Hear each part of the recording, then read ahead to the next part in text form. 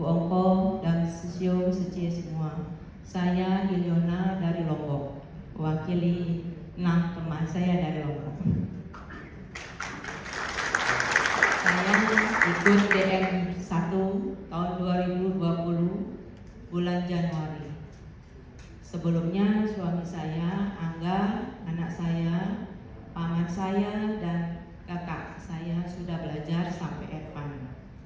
Jadi saya berkesempatan pada tahun 2020 saya bisa ikut DM1 di Lombok. Jadi kami di Lombok, senternya di gedung PSMTI, Paguyuban Sosial Warga Tionghoa Indonesia. Jadi kami diberikan gratis, aulanya dipakai, jadi kita bisa berbagi kasih di sana bersama teman-teman. Jadi saya mau memberikan sedikit pengalaman. Setiap 1 bulan sekali kami memberikan baksos di Kelenteng Pohwakon Ampenan. Jadi di sana kami melakukan terapi dari jam 5 sampai selesai. Di sana pada waktu datang saya sudah menerapi 1 pasien. Setelah menerapi pasien, saya keluar, istilahnya mau ke toilet. Kebetulan anak saya yang jadi admin di depan bilang, Mama tunggu dulu, jangan ke toilet. Kenapa? Saya bilang, kasihan ibu ini kesakitan. Dia masuk merangkak dengan mengerang kesakitan. Tahunya ibu ini selama 2 tahun sudah duduk di kursi roda. Memang ibu ini obesitas, dia sempat jatuh. Jadi dia sakit dari kiri ibu sampai bawah. Jadi 2 tahun sudah duduk di kursi roda. Jadi ya saya lagi di toilet jadinya. Udah saya masuk lagi, dia nggak mau duduk di kursi roda, dia masuknya merangkak sambil mengerang kesakitan. Saya bilang, ibu mau tidur di ranjang atau bagaimana? Masih bisa duduk di kursi. Akhirnya dia duduk di kursi yang tanggung sambil kakinya diselonjorkan. Saya bilang, kebetulan waktu itu pasien penuh, terapis kami di Lombok kan sedikit. Jadi semua masih pegang pasien. Kebetulan ada 1 sisyo sudah selesai.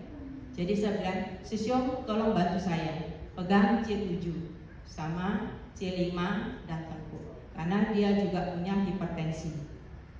Saya pegang C2 sama lutut. Saya pegang C2 sama lutut itu kurang lebih 1 jam lebih. Selama dipegang, dia terus mengerang kesakitan. Mengerang terus kesakitan sampai puncak. Saya terapi 1 jam kurang lebih 1 jam 15 menit. Setelah berangsur-angsur turun, dia agak tenang. Saya tanya, Ibu bagaimana? Sudah tidak terlalu sakit. Tapi saya lanjutkan terapi lagi selama 15 menit. Setelah saya tanya lagi bagaimana, sudah berkurang lagi sakitnya. Akhirnya saya pindah ke pinggul dan lututnya tetap saya pegang. Dia merasakan sakit di bagian paha. Dia mengerang lagi kesakitan. Tapi saya bilang, sabar ya ibu ya, ini semua proses. Karena proses kami di longitologi, dia sakit perlahan-lahan akan turun. Saya bilang. Akhirnya dia menurut, dia diam. Kami terapi walaupun sambil mengerang kesakitan, dia tetap kami lanjutkan terapinya. Setelah kurang lebih hampir 2 jam, saya tanya, bagaimana kondisinya ibu? Sudah enakan, berkurang sakitnya.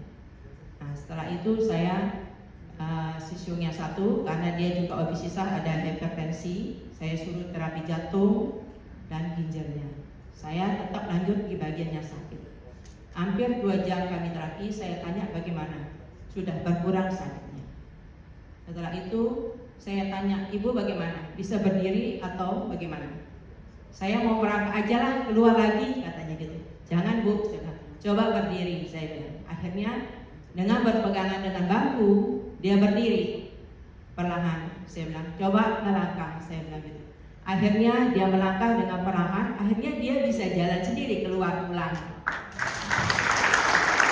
Kebetulan di luar Datang juga kepala kampungnya, mau terapi juga. Dia heran, loh kamu kok sudah bisa jalan katanya. Ya sudah gitu. Saya bilang, gak apa-apa Ibu, besok terapi lagi di center kami di PCMTI. Setelah kurang lebih dia terapi 3 kali, dia sudah bisa jalan dan bisa jualan lagi. Karena Ibu ini adalah penjual nasi. Itu sedikit pengalaman saya. Terima kasih.